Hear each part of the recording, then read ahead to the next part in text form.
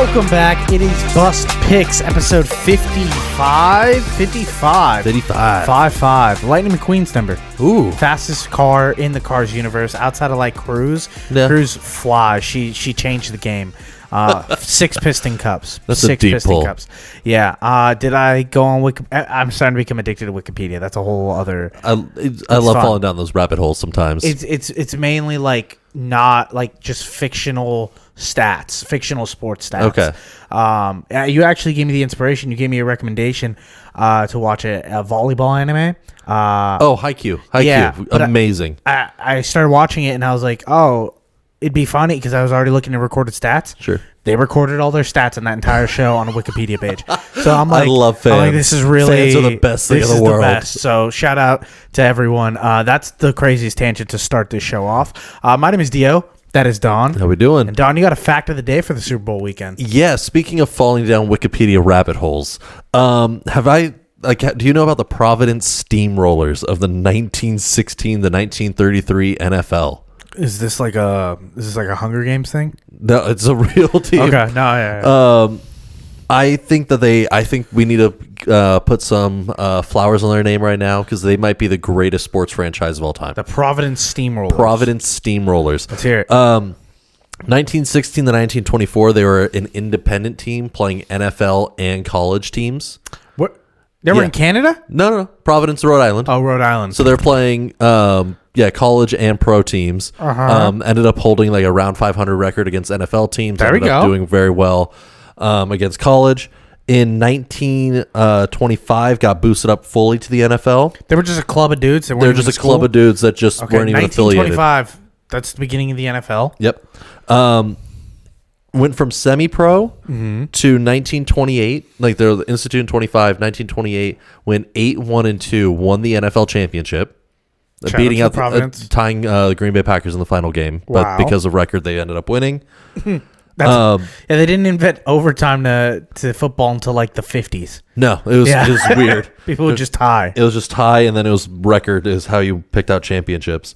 And then and then the following season, so 1929, they set 2 NFL firsts, playing 4 games in 6 days. What? Across from Chicago to New York. They were just like, They lost almost every single one, but it was just the ultimate road trip of all time in sports. that's like some Bishop Sycamore like level stats of like where it's like Bishop Sycamore is just like a bunch of dudes that just played on ESPN Saturday and then 2 days later played another game. That's what these guys were doing. We're I just love literally that. going from like Syracuse to Chicago to Rhode Island. These guys just love ball. They just These guys loved ball. ball. Hosted the first home game at night under floodlights in football history In Providence, Rhode Island. in Providence, Rhode Island, Their history. and became the first, as far as I can tell in all record books, in 1933, became the first North American semi-pro or professional team I've ever been able to find that set a true perfect season. What do you mean? They didn't lose a game? Not only did they not lose a single game, they never got a point scored on them for an entire year. 1933 when they won the championship. That's the greatest sports. we got it by Providence. They folded the next year It's yeah. I mean, what's better than that? because they ran out of funding. So and then Run out of fun. Don, they beat the game of they football. beat the game of football and then left. And then a few years later, Providence Steamroller fans. well, this is the part that may throw you off. Okay. A few years later, someone brought back the jerseys and the names, not affiliated to the original club, and for 1 year they replaced the New England Patriots in the 40s. This sucks. Yeah, right there, just pull the rug.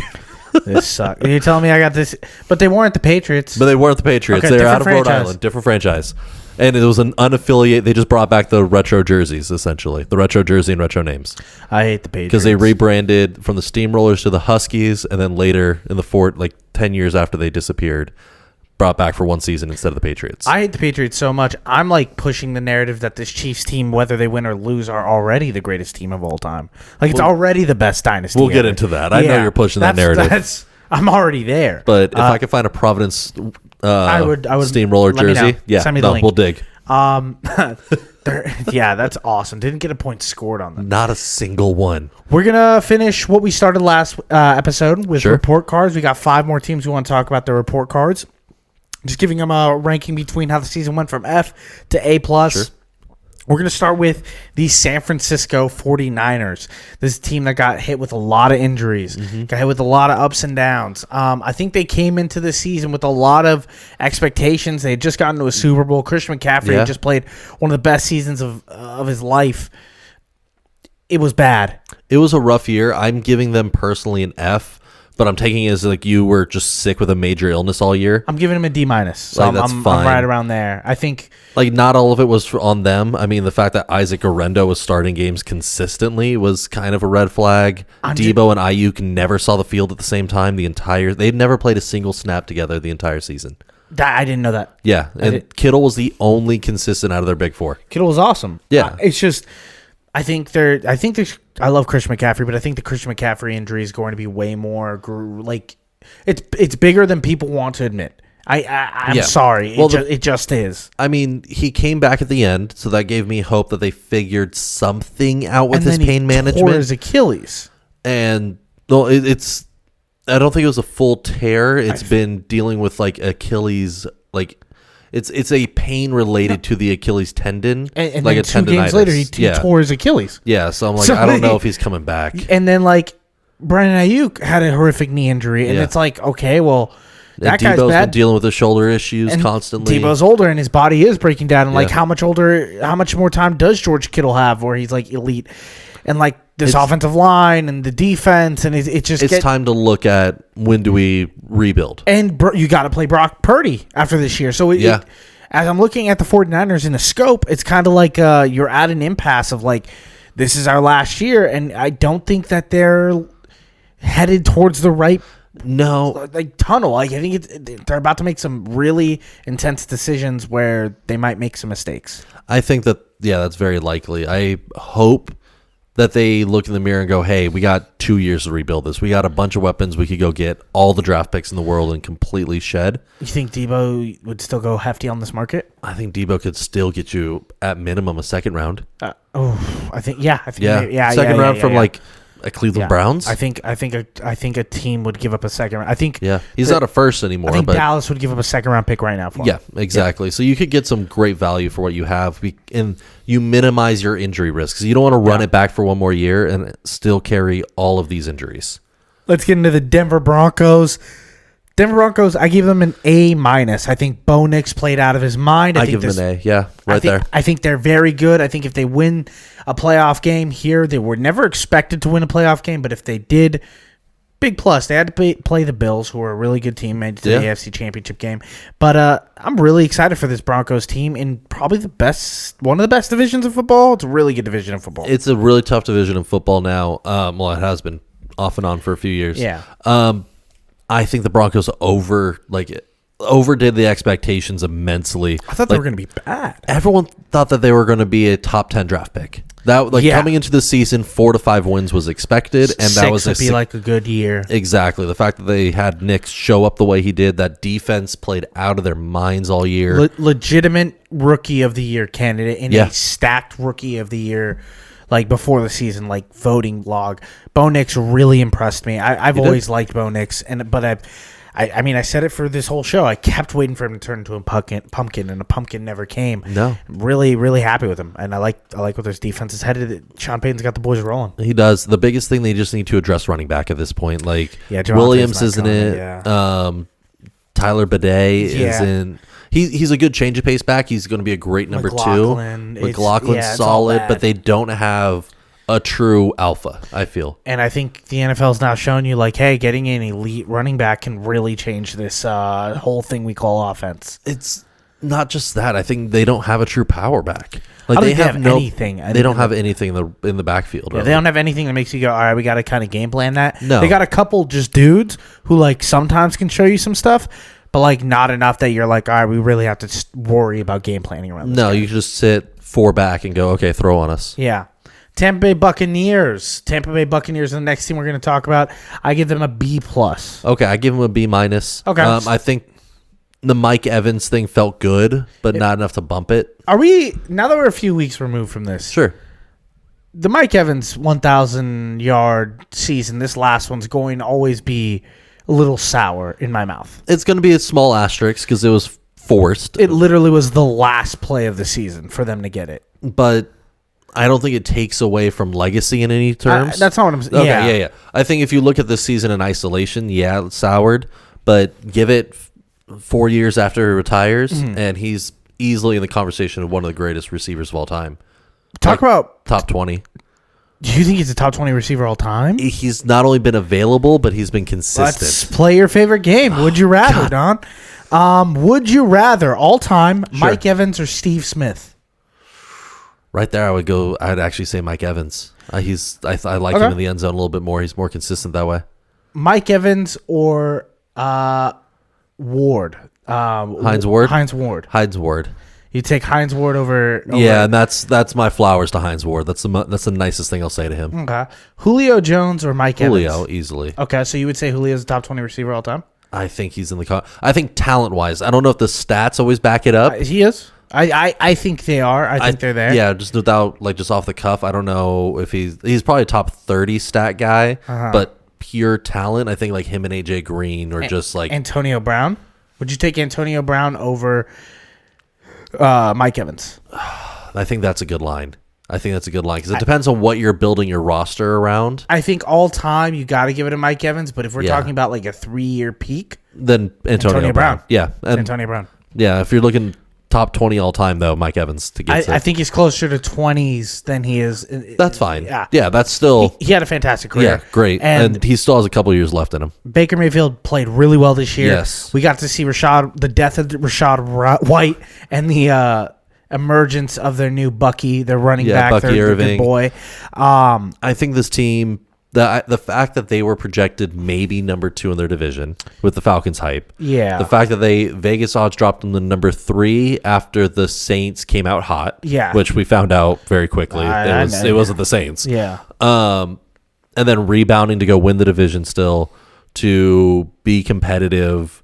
Yeah, they got bounced early, but with that defense, no one expected much. No one. So I'm like, you guys excelled. They just kept going down. Yeah, and like you look back at the Bucks defense, sometimes you're like, who are they starting? It felt like the Lions at one point. Like they were the Lions curse before the Lions started just going falling. Anybody. It happens to a couple teams every year. Yeah. And the Tampa Bay Buccaneers adapted well and worked it out. Did they win a playoff game? No, but they had to play the fire hot Commanders, who we're not going to talk about in this. But the Commanders had a fantastic season. Yeah, and just. That's the end of it. I give him a B+. I think it was a good season. Great season. Something to build on for next year. Miami Dolphins are the next team we're going to talk about.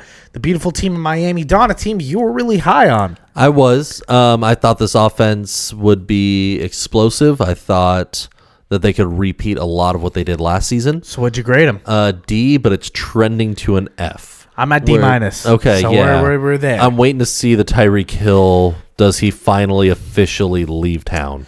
And if that happens, F. It seems like Mike McDonald's gotten like this crazy heat out of nowhere. I think the clear issue here. McDaniels? No, because McDonald is Seattle. Yeah. No, that throws me off every time. McDaniels, the head coach for Miami. I think he's been having a lot of hate on him. Fine, whatever. Sure. I don't want to do this, but I have to. Tua Tagovailoa needs to retire. For his own health. I think it's clear that he's not the quarterback, but he's just good enough to show you that he might be a quarterback. I think he's good. I think he's coming into this season, he was for sure starting caliber for me. He has the best weapons around him. Yes. Like damn near the best weapons in the league, and they were bad. I don't know consistently. No, for sure. I don't know if I fully blame Tua because he was he wasn't playing well. I'm not trying to defend that. He was playing very poorly when he was on the field, but you also had two injury and devastating injuries. Like that first concussion, it was questionable if he could walk. Yeah, no, that was. I hear you. And so that was a big issue, and they had no run game. No. They moved away completely from Mostert. Yeah, they gave it all to the smaller backs, Achane and Wright, and which never produced. And they never Achane produced. Achane made huge plays and was but if felt like the only thing him and Jonnu Smith felt like the only thing that were working. But if you look at his stat lines in games, he had I think under 600 rushing yards on the entire season. Yeah, his total yardage might have been 600 to 700 Total? No, it has to be way more than that. Not total by yardage? much. Not by much. I don't know. What I felt like the Miami Dolphins were doing is just like they were having these packet-in defensive players who were just like, Jalen Ramsey's good, but he's no longer what Jalen Ramsey was. And like, it's hard to stay at that peak. This defense doesn't feel like it has anyone that's like Chop Robinson. I really like Chop Robinson, but like, they don't feel like they have an identity on defense. No. Their offense is stagnant. So what happens? You'll lose games, and all of a sudden, your franchise feels like it's in turmoil again, and it doesn't really feel like it has a direction. And all of a sudden, you're sitting there and you're like, "Oh man, this is bad." How many? He had 900 rushing yards. He had 900 rushing yards. Yeah, I'm telling you, he had a great year. He had more than he did last year, and that's that's why his averages tanked. Yeah, that's why it felt so different. 4.5 a carry. Yeah, I mean, it's not bad. That's coming the off average. A 7.8 last season. I hear you, but he got more touches this year, which means his average goes down. Yeah, he did get an extra 100 touches, but it didn't. You don't feel like it produced the way you want. It just visually never showed. Yeah, like he never had that big. A lot of his rushing yards were kind of fake too, because like they'd do these little swing out passes, and he would catch those behind the line, like behind the quarterback, and they'd count that as a rush. But it was damn near just screen pass. So I kind of get what you mean. Yeah. But Devon Achane's a very good player, and he's very good. Jalen Wright's good. Yeah. Mostert's good. I feel like Tua is the issue, and no one really wants to say it because they kind of feel bad for him. A little bit. I do agree there. I'm sorry. I'm still looking at Achane. You're good. He had shocked. He had like 121 yards. Yeah. So that's what and then 25 the next game. Yeah. 120, then 24, then 14, then 30. It's like those. Like he had. It's not consistent. There was no consistency. But do you think part of that maybe because they were like? We don't have to look at it now, but we can look into it later. Maybe Mostert had those games where he got more carries, or Jalen Wright was. No, he was still averaging over 16 carries in those games that he only had like 24 yards. Yeah, that's crazy. Like that's what I'm saying. Is he had great games. Offensive line issues. It's O-line issues. Yeah. It's not having a consistent quarterback. I've seen Devon Achane pop off. He has talent. I'm not trying to take that away. My big issue was if you had Mostert who could hit between the tackles hard. Mm-hmm. And even now, he still can't. We saw it once in a while last season. Yeah. That freed up Achane more. It does. Because it creates the defense collapses in, and you know that you're going to have Achane on those little fly routes, on the little dump offs, more space. That's what I was wanting out of this offense. And I'm like, I know I'm going to say this a lot. I feel like if Kyler was that quarterback, it'd be different. Oh, for sure. I think with a competent OC, which I think McDaniels can be. I think if they get a little bit of a dynamic quarterback, or even someone that could be a little dynamic, it's a really good time in Miami. I think it is, and I think you're holding the reins on Tua a lot. You're purposefully limiting the offense so Tua doesn't get hit. Let's move on to the last team. We're going to talk about the Dallas Cowboys report card. I'm giving the Dallas Cowboys an F on this NFL season. I'm not sure they even showed up for the test. I think that they failed with flying colors. Like, blow it up. Blow this team up. Please rebuild. But the beautiful irony of it is they can't, Don. They actually have to build on this mountain of crap that they've decided to shovel out of Jerry Jones's mouth and damn near dead carcass onto the NFL field that we have to watch every Sunday because they force us to watch Dallas Cowboys every week. I don't hate the Dallas Cowboys due to their fans. Their fans fine.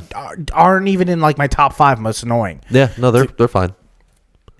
They're just media love is what gets me angry. I think it's the unrealistic way of evaluating this team week in and week out. Every single time. It's the idea, like, they clearly have a lot of issues. There were issues coming into this season.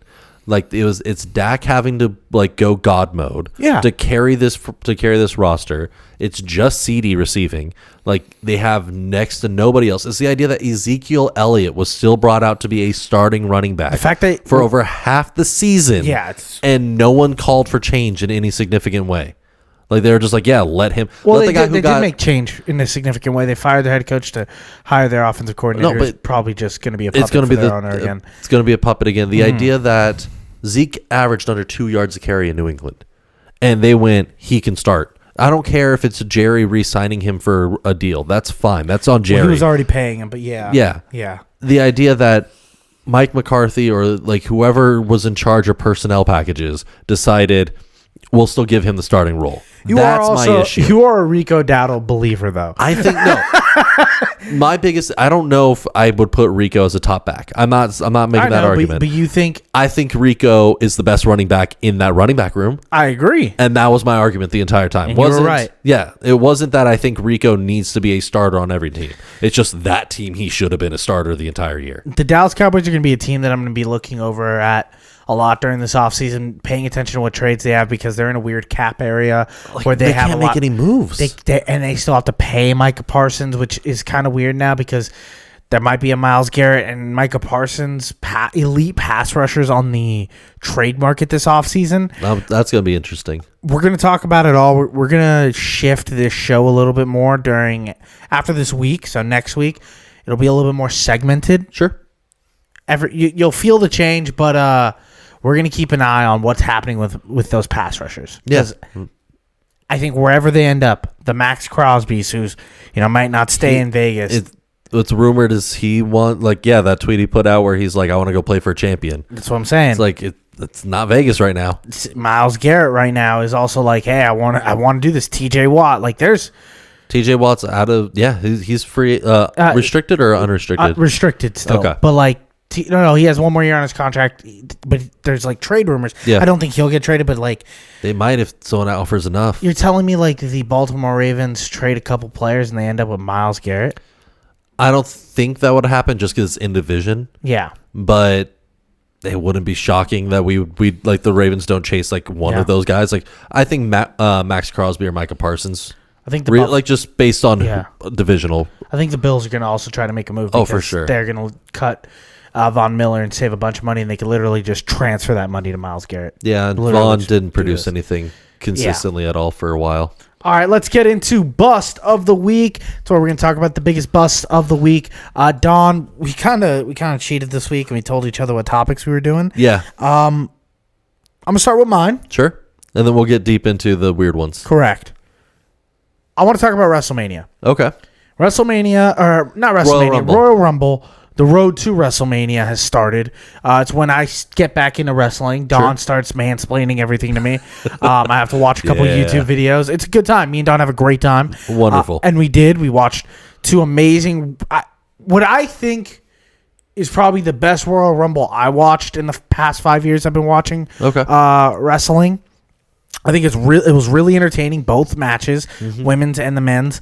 But the end result of the men's championship, where Jey Uso wins, seemed to have rubbed what I feel like every single wrestling fan the wrong way. And now it's got me standing here going, yeah, I know this Jey Uso guy. I've been watching wrestling for 4 or 5 years now. Yeah. I feel like this guy does deserve a title shot. My bust of the week isn't Royal Rumble or Jey Uso or the WWE. My bust of the week is the fans of wrestling. Okay. I think they have gotten spoiled with really, really fantastic storylines. I will agree. That they have kind of lost sight of what this year is. It's building. And it's giving flowers back. I think John Cena is clearly going to win something in WrestleMania. Yeah. And I think they're building Jey Uso because he is a top level and should be treated as a top level athlete in their roster.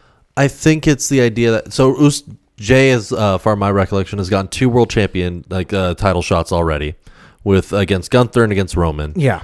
And it's not that he doesn't deserve to be in the main event scene. You've just seen it already?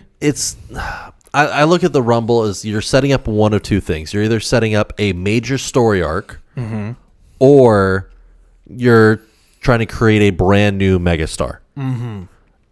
Jay's in that weird position where the fans of the live shows love him. Yeah, the online fans iffy, but the live shows, every single time I see that guy with a mic in his hand, crazy. People are screaming "Yeet!" Yes, it's banana. To me, they had to rerun his intro music last week. I don't even like a lot of the stars that the WWE forces me to be like. Here's I'm not an LA Knight fan. Yeah. I'm not a huge fan of Roman Reigns. I like him. I don't love him, but I love Jey Uso. I think he's fantastic. No, I think he's talented. It's the idea that the story doesn't make sense for him at the moment.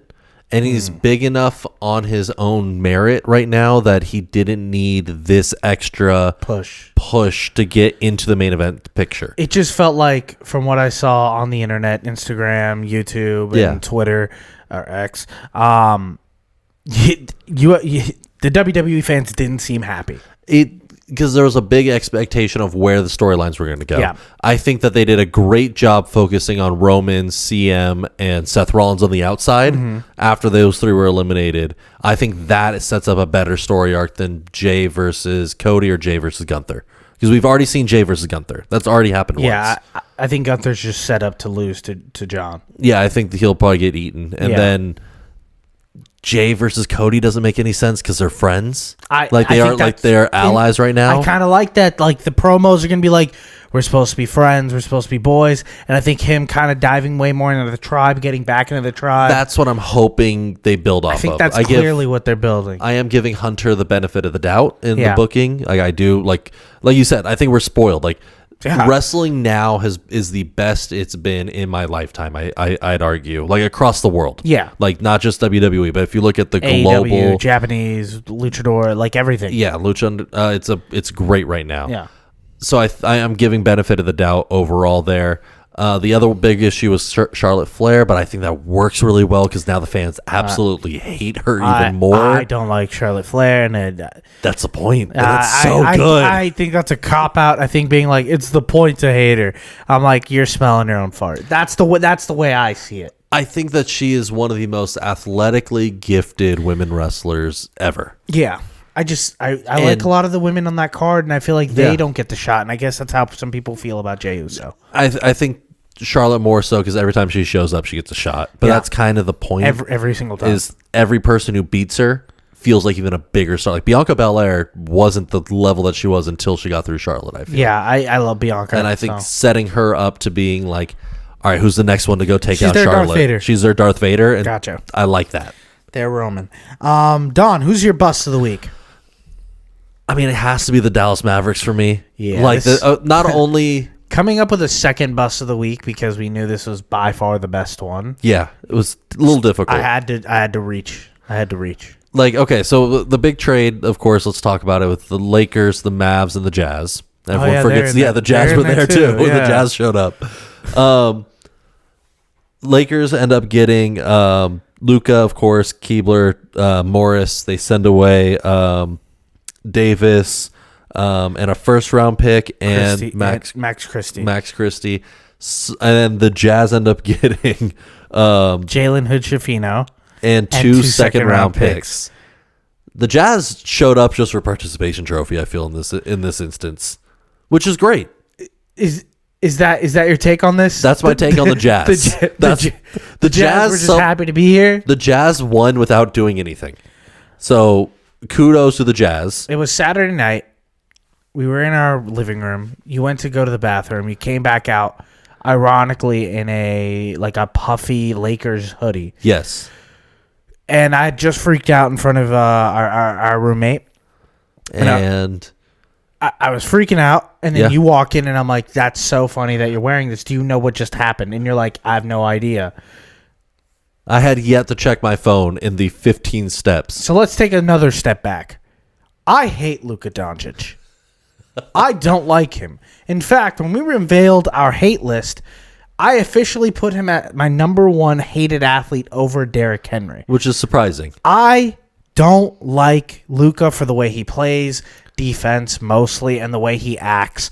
Half of it was a bit, but there are serious concerns with those. I genuinely don't believe he's the best player in the world that was getting prompted up. And then on Saturday, we lost Anthony Davis, a player that I genuinely love. We have great memories for. I like Davis. I have issues with him as well. Yeah.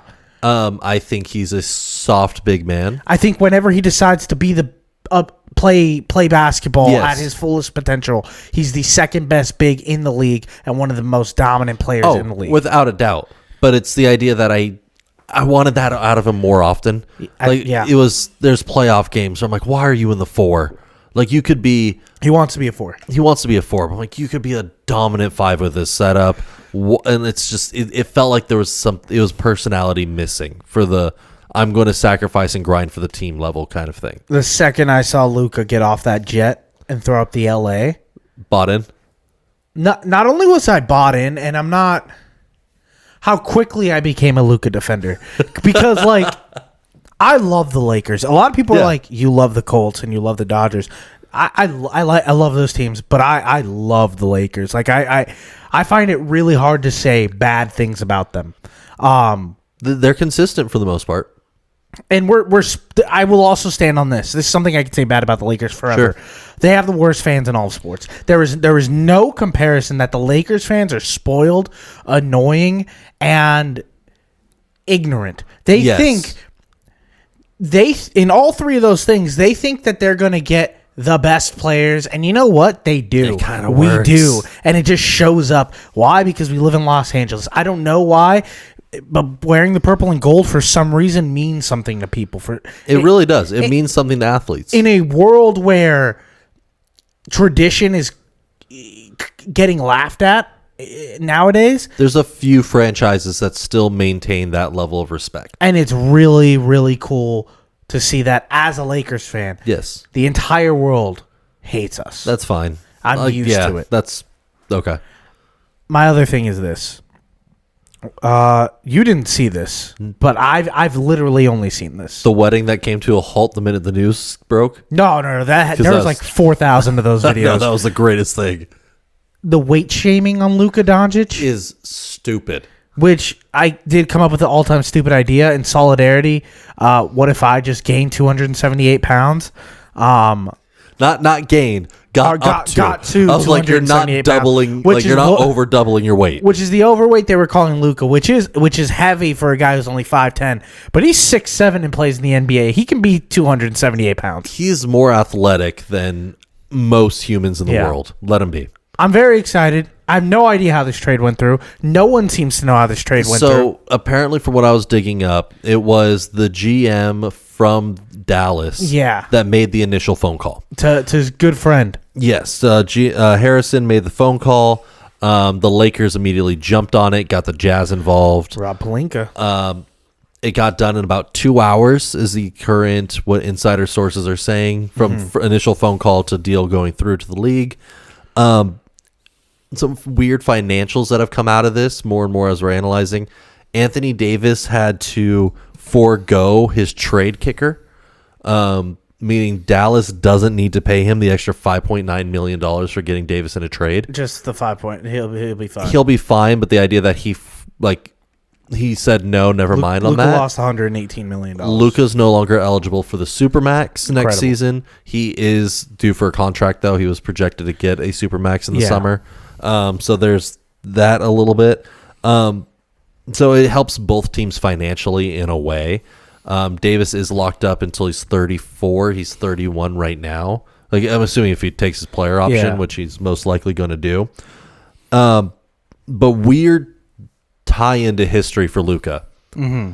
The last time, well, there's two weird times for this trade. So one for Luka personally, the last time a player who has the highest points per game average in the currently active in the league was traded mid-season was 1975. Will Chamberlain. Was Kareem coming to the Lakers. Yeah, I knew that one. Damn. So Luka's wrong name. Getting propped up as, hey, this might be another Kareem deal. Probably. Which would be interesting.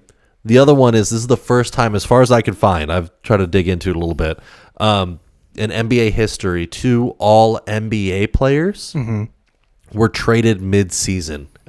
Were traded mid-season ever. Not even in the same trade. So just 2 all-NBA players were traded at a mid-season who's the other one? No one else. He's the only one. Luka and Davis. Oh, Luka and Davis. Both being all-NBA. No other time has 2 all-NBA players been traded in the same season at the mid-season point. I would say it's the most shocking trade of sports in my life so far. Easily. I think it was more shocking than the Kevin Durant trade. Yeah. I do have one more thing. What on the Mavericks Lakers trade, There's a lot of people that say this and throw this around a lot, but I genuinely believe this. We can now be better GMs than they can. We now have more experience and know what value is. As the average fan, you are now justified in your actions to say, I can do a better job. After looking at this trade, you can. I was able to go to sleep at night and say, for the first time ever, I could be a GM. I could be better than like Dallas I could be better Harrison, than the Dallas. I not only that, I could be in sports. Like, it was the first time since I was like a kid. It felt like when you were a kid in elementary school and your teacher would be like, you could even be the president one day. They didn't believe it, but like I did. That's how it felt. Because it doesn't make so. Davis is going over to join Daniel Gifford and Derek Lively in the front court. Very, very good centers. Very well. Gifford's 6'10", same as Davis. Lively being 7'1", both athletic. I know Lively's hurt right now, but that's a very crowded front court he's joining immediately. Like two young, up and coming guys that play defense pretty well. Apparently, Thursday's the trade deadline. The Dallas Mavericks are actually heavily pursuing Kevin Durant. So I don't want to get too into that. We're going to find out.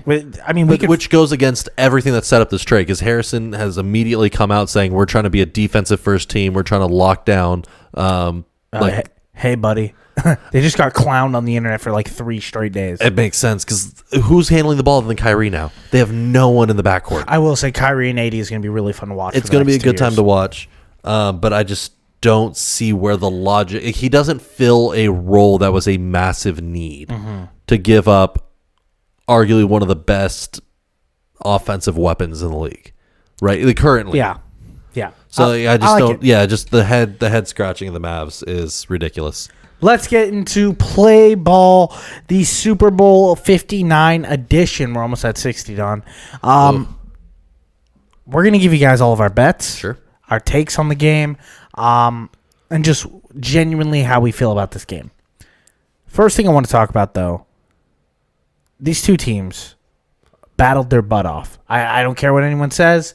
They both worked hard to be here. You can give them that. I could give, the players worked hard. Yeah, 100%. Okay. How are you handling this? Because I haven't talked to you about the Super Bowl because I heard we've been staying away from it since the last episode. There seems to be a certain theme that's going on in your Super Bowl plans. So, one big stat that's making me happier with this. Okay. So since 2002, no team. Since 2002, a team typically, so any team that travels east or west, whenever both teams are traveling east and or west, versus north and south, the team traveling west has won. You have 2002 New Orleans in New Orleans, Rams Patriots, Patriots win. 2003 in San Diego, Raiders Buccaneers, Buccaneers win. Detroit, the Seahawks Steelers in Detroit, Tampa with the Cardinals and Steelers. 2013 New Orleans, Ravens 49ers, 2015 in Glendale, Patriots versus Seahawks, all the way down to this one now. If the trend continues, Chiefs are going east, Philadelphia is the team going west. It has been almost an entire 25 years of the team traveling west winning. Are you continuing this trend? I think it can continue the trend. I am interested. It is exciting for me to think about. I didn't know you were going to come in with stats. I have one that'll blow your brains out too. Sure. 10 times this has happened. Okay. Since 2003, 10 times this has happened. Where a team with a bye week plays a team that didn't have a bye week in the playoffs. Yeah. That get into the Super Bowl. Sure. And it's typically the team with the bye week that wins. Wrong. They are 1-9 in the last 10 Super Bowls where they've played each other. A team that didn't have a bye week. So how much are we putting on the Eagles right now? Let me finish. Let me buy in. You want to know what the one win was? The Chiefs, I'm assuming? No. The Steelers against the Cardinals, which a game that came down to the last second, where Hines Ward catches it in the or Santonio Holmes catches it in the back of the end zone at the last second against the Cardinals. Yeah, which broke my heart. I wanted Larry to get one. So I say to you, why aren't we putting it all on the Philly? I'm down. I'm up for it now. I'm I'm good with it. as a man who has an Eagles future. I took 2 futures this year, Ravens and Eagles. One of them has gotten to. First off, I'm done betting at Ravens Super Bowl. I've done it 2 back-to-back years. I'm starting to think it's my fault. I did take the Eagles. I'm here. They offered me cash out of around $425. My payout's $725. Before this, I told you I wasn't going to take it. Yeah. But I lied to you. I'm 100% locked in. I'm You're not riding pulling it out. I think the Eagles can win this game. Yes. I think they have every position that they need. The only thing I'm worried about is special teams. I'm worried about this kicking game, and I'm worried about Chiefs' ability to manage the game in the right situations. Their coaching staff seems to know what plays to call in the right situations. I just don't think that they're as talented in the key differences. I think this Eagles defensive line is going to eat this offensive line. Oh, very much so. I think a huge thing I'm going to watch out for in this game, I know everyone's going to be like, reffing. It is, that is a big factor. That will be a big factor. I want to watch where the referees and what they decide to do with both of these offensive lines. Both of these offensive lines get quick jumps. Yes. The Eagles have technically gotten away with more of these penalties than the Chiefs have this year. I think in the last 4 years, though, they are 1-2 overall. They are literally the teams that jump the most. Yes. I want to see where they call those, because for both teams to have dominant interior defensive lines, that's going to be a huge game. Yes. If you can keep Chris Jones off of Jalen Hurts and let them play in their tempo, I think that the Eagles can comfortably win this game. There's too many weapons on that offense to limit. Like if you keep Hurts clean, you can't cover everybody. You just cannot cover everybody. My only worry here now is like, I know you don't believe this, but like I do believe Patrick Mahomes knows when to like go LeBron mode. Like where you know what it's like when LeBron's like, are you still playing basketball? Yes, he's LeBron, but he's not going full LeBron mode. I think Patrick Mahomes has that now. I think he goes into like, all right, check this out, and like turns on. My only worry is that like his connection with Hollywood Brown, his connection with Travis Kelce opens up. Pacheco learns how to run the ball again, comes back from injury because they haven't really been using him this playoffs. Yeah. And they're like, what if we have our best running back sit for a whole month and then use him in the play? Like that doesn't scare me as much, considering this Eagles D-line is one of the best against the run in the league. And their linebackers, Zach Braun's playing out of their mind. Crazy. Their secondary is really good, but their secondary is also incredibly young. And the numbers I saw, Patrick Mahomes' efficiency, especially this year against rookie or first and second year corners, is astonishing. Yeah.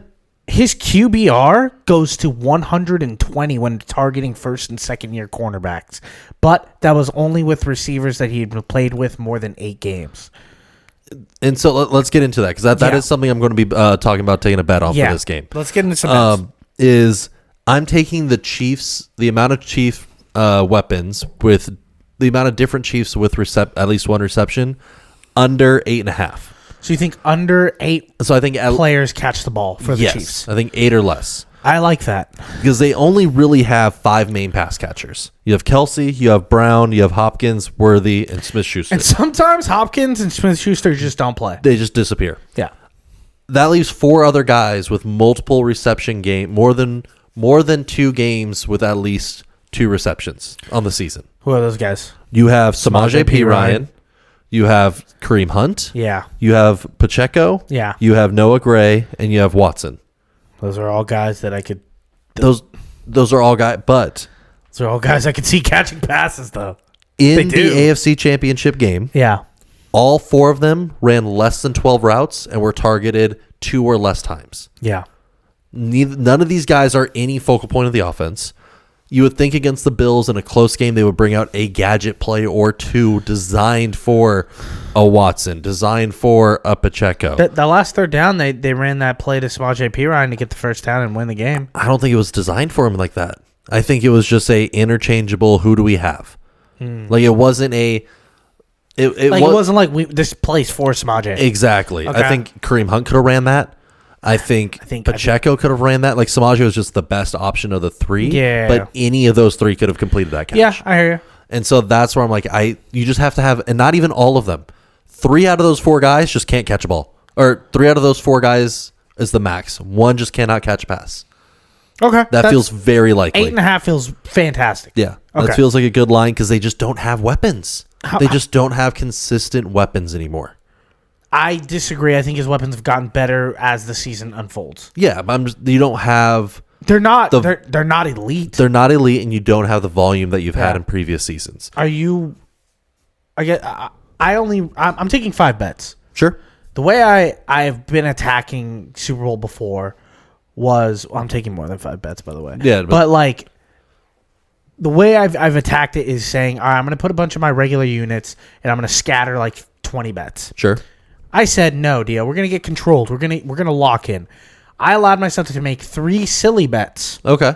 And 5 bets, each in a degree hotter and juicier than the last. All right, let's hear it. Okay. So I want to start with the silly bets. Okay. Gatorade colors. Do you have any of that on your books? No, it's typically orange and red are the highest percentage in NFL history. Purple's plus money right now. But they have purple plus money because that is tied to the Eagles. Okay, I'm going with the Eagles. So, Purple plus money. Purple's plus not bad. 160. Yeah, because they're not going to do red or orange. Yeah. Next one. Coin toss. I've lost 5 straight years this coin toss. This is bad. Like, you're on a rough one. Remember the pattern. Heads, tails. Heads, tails. We're on heads this year, right? We're on tails this year. Okay. I'm going heads. Okay, so you're bucking the trend. Correct. I did it last year. I tried to buck it. I didn't see it. I didn't see it. I'm bucking it this year. Sure. Heads this year. Heads this year. All right. No, sure. One last one. National anthem over 2 minutes and 3 seconds. Who's singing it this year? Is it Reba? It's Reba McEntire. Okay. Yeah, she could carry a note. I could see that. I'm more thinking like I like her voice. She is a very talented singer. Yeah. I'm thinking you where you get those extra seconds on. Do you have those like middle song holds very long? It's John Baptiste. My bad. It's John Baptiste. Oh yeah, no, you're good with Baptiste. That's even better. Yeah. Baptiste is going to put some flair on there. Like he's a very I love his music. Like he's a very talented artist. I think he's going to add a little bit extra than what you would just normally get. It's at 2 minutes and 2 minutes exactly. 120.5 seconds. Yeah, I would take it. I'm going to take the over. Okay. I'm going to take the over. That's a scary one. Do you have any other bets? I have 2 more that we're putting for this one. One of them, Jalen Hurts over 199.5 passing yards. I think he clears to the 200 mark. I think the Chiefs are going to gear up for Saquon. Like you have to. You have to sell out on getting Saquon down. Otherwise, he's single-handedly destroyed rosters. I think they're clearly going to say, let's make Jalen Hurts beat us. That'll reflect on my bets. We'll see. Okay, because to me, it's opponents against Kansas City Chiefs who have the Chiefs. Whenever a team is playing from behind against them, they have logged the 9th highest PROE rating with a plus 3.2, so over expected passing, and opposing quarterbacks average 33.2 passes per game when they're losing to the Chiefs. Like when they're like that level underdog. Right now, the books have Jalen Hurts at 26.5, 27.5. Rushing yards. No. 26.5, 27.5 passing attempts.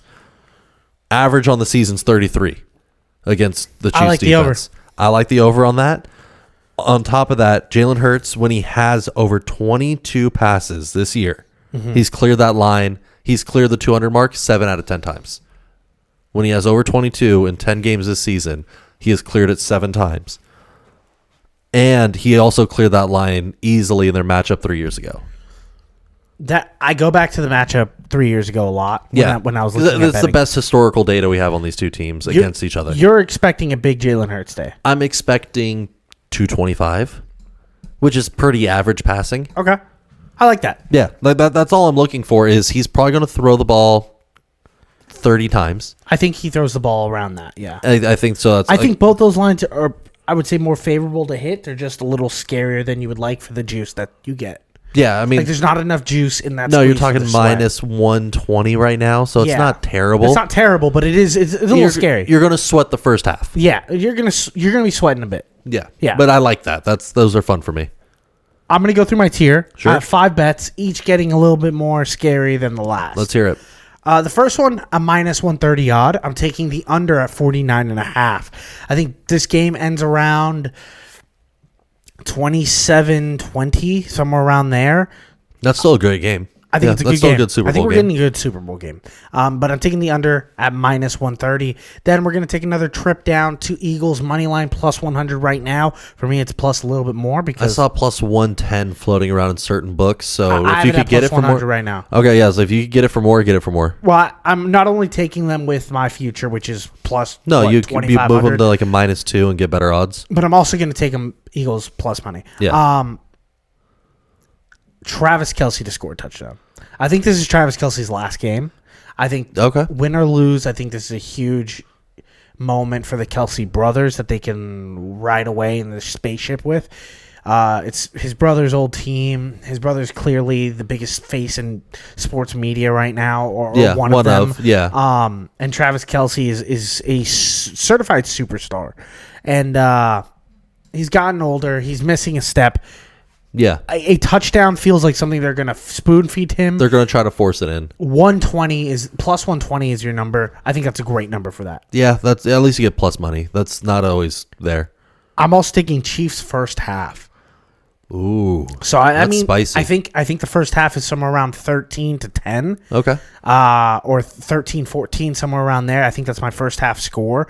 And I'm taking Saquon Barkley to score over 2 times total. Ooh. So That's filthy. 1.5 is the line for 2 touchdowns plus 205. I'd take that. That's Yeah, my I would line take right that. now. Yeah, he's too good of a threat. Those are my bets for the Super Bowl. I'm going to go in. I'm going to push them heavy. Yeah. I'm not only doubling my units for this one, I'm tripling and some on each of these bets. Okay. So this is going to be a big. Cool. It's the occasion. It's it. This is it. This is the big shabam. I get to be sad until April when I lie to myself about how good the draft is, and then Buy back in. I buy back in August. So my last one I'm taking is Patrick Mahomes over 5.5 rushing attempts as the final one. In his 4 Super Bowl appearances, he is averaging 7.25 rushing attempts for 43 yards across that. Yeah, so he's Are you cleared sure it. those lines at 5.5? His line was at 5.5 what I got as of this morning. Gotcha. So it could have shifted over the course of the day. A lot of these lines have been moving a lot. Gotcha. What's the but line you would take it at? 6.5. Oh, I would think go it is 6.5. because what a lot of people forget is even if you're a Chiefs fan, if you're a Chiefs fan and you think they're going to win this one, even better. Kneel downs at the end of the game count to rushing attempts. I can get it at 5.5. 5.5 seems really nice. Mahomes' third down scramble rate is up right now. He's carried the ball 18 times in the last 2 weeks and has gone over 5.5 in 5 straight playoff games now. When you're saying he goes Superman, he goes LeBron mode, his LeBron mode is I'm going to run it myself.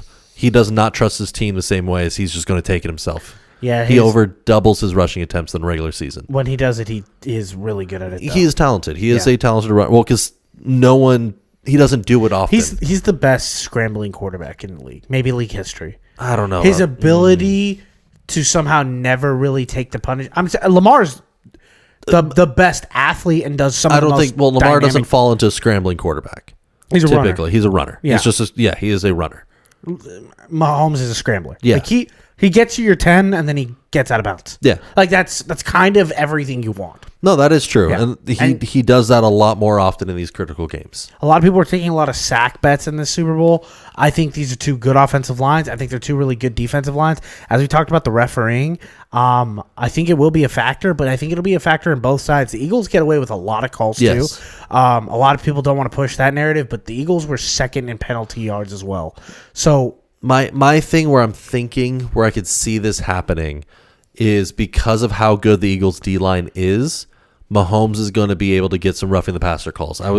The line I saw recently was 2.5. I would like the over on that. I don't know if I think he'll get like 1. I think the Chiefs are going to get bailed out once in this game. Sure. It's just how many times are we not going to see the Eagles get bailed out? Yeah. Because it feels like the microscope is clearly on, our magnifying glass is clearly on the Chiefs. The fact that they're changing, there's already conversation that they're going to be changing a lot of rules going into next season. Like the NFL, like the fans have spoken loud enough where the league is trying to react now. Correct. Which is what I was saying last episode, where I was like, make noise. Yeah. Say you're not going to watch the Super Bowl. Enough people said it. The league was very much like, they were scared. We're like, okay, we got to look into some stuff. Yeah. I do think the Chiefs are going to win the Super Bowl. I don't have an issue if the Chiefs win the Super Bowl. I think they're one of the best teams I've ever seen play football. Not in terms of like, oh, they're blowing everyone out, because we already had that. That was for the Providence Steamrollers. Like we've been there. That was like 100 years ago.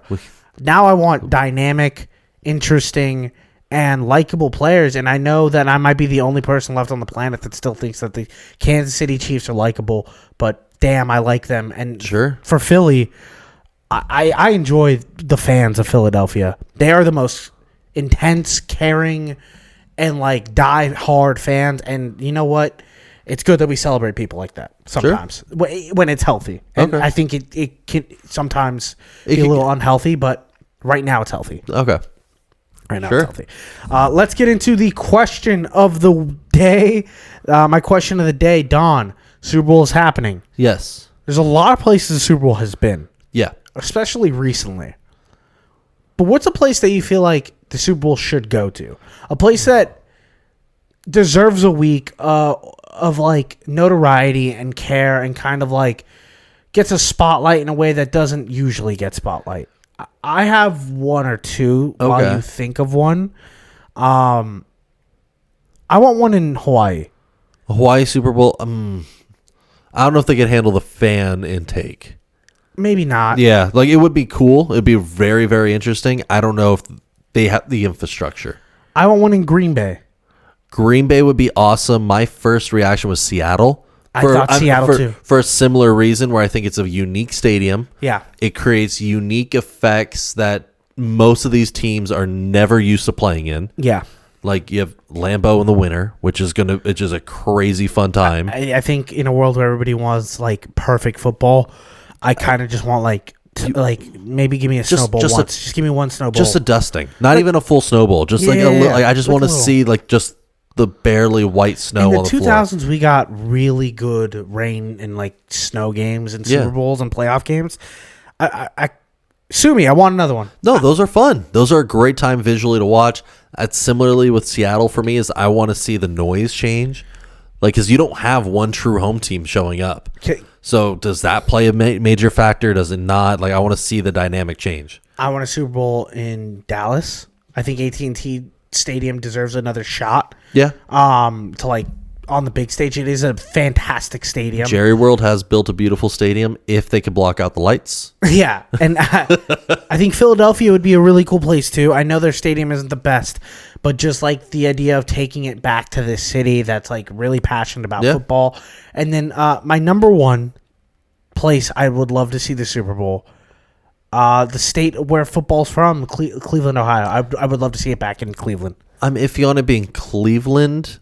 I know that they do have a full capacity stadium that could run it in Canton. I understand that, but it doesn't that would have. Be so fun. That's for the Hall of Fame game. Oh, no one watches the Hall of Fame game. I watch the Hall of Fame game. That's for me. Like I understand Cleveland more metropolitan. It's easier for fans, but a Canton Super Bowl. What about New England? New England would be fun. Yeah. Yeah. No, I have nothing against it. I'm tired of the domes every single time. Like, change it up. It doesn't feel like it's really at these locations. No, it doesn't. Like, it's in New Orleans, and you watch the game, and it never feels like it's New Orleans, except when they show an outside shot. Yeah, and I'm trying to watch. Like, I want character in the stadium once in a while. Like, I get why the dome, because it really creates an environment for the best perfect football. Football. But once in a while, you have to throw a monkey wrench into it and have some fun. I mean, you maybe get it to Indianapolis, too. They got a dome that can open up. It can do first half no dome, first half dome. You know, that would be interesting, yeah. Open it up and close it up. Getting into some dome talk. Let's get into pick of the week. I got my pick of the week. Sure. I'm going to make it about the Super Bowl. Okay. I'm taking this amazing plus 100 bet. Sure. And the reason I'm taking it is because the opposite version of this bet is minus 160. Okay, that math doesn't matter. Ready? I want even on the final score of the Super Bowl. That means the combined score of both teams Is an even number. becomes an even number. It's plus 100. Yeah. For it to be odd is minus 160. It's a 50-50 shot. It mathematically is a 50-50 shot. Not by football numbers. I get that football numbers are square, but I don't trust Jake Elliott to keep that. Yeah, that's true. That's true. It's something I can root for until the end of the game. Yeah, and it's it my keeps you pick of the involved. week.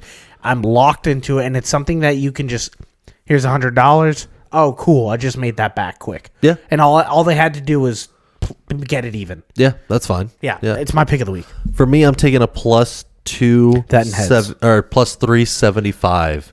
Plus Taking 375? Taking a swing. Jalen Hurts for the MVP.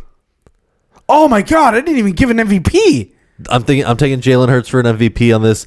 Of the last 25 years, 16 times it has gone to the quarterback, and only once in I'm riding NFL with history has it ever gone to a losing team. Yeah. So the odds are majority of the time QB, majority of the time winning team. Hurts, I think, has to play a great game again. I think he like has what to we play saw last time. a good game. I don't think he has to be perfect. I don't think he has to be perfect, but he has to beat Saquon. I think, yes. And that's my thing there. Saquon scoring 2 touchdowns. I'm going to take Jalen Hurts and Saquon to win MVP. Yeah, I think like those are really good odds for the two of them in a way that I'm piggybacking, thinking the Eagles have a shot at winning this, a very good shot at winning this. Next week's going to be so funny when the Chiefs win. It's going to be so funny that we're going to sit here for like about 5 minutes looking at each other and be like, hey, remember that thing we told each other we would never do again? And that's bet against Patrick Mahomes in the playoffs? We did it again. Yeah, I'm doing it again. I'm good with it. It's fine. Let's lock in, boys. Thank you for listening to another episode of Bust Picks. That was our Super Bowl and NFL season. If you liked it, tell a friend. My name is Dio. That's Dawn. And remember, pray for the parlay.